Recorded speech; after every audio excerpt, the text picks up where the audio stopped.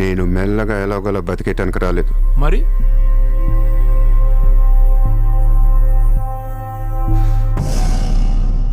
ముంబైని పోయించడానికి వచ్చాను.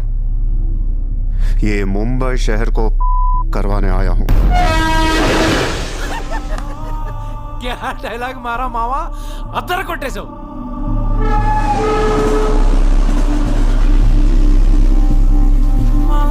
రేయ్, నేను ఆఫీస్కి వెళ్తున్నాను.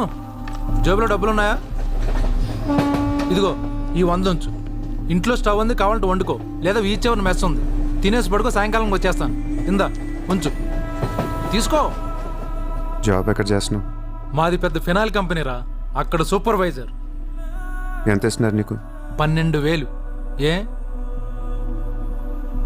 ఈ రోజు నుంచి నువ్వు నా అసిస్టెంట్వి. నేను నీకు 25,000 జీతం ఇస్తున్నాను. ఉద్యోగం మాని.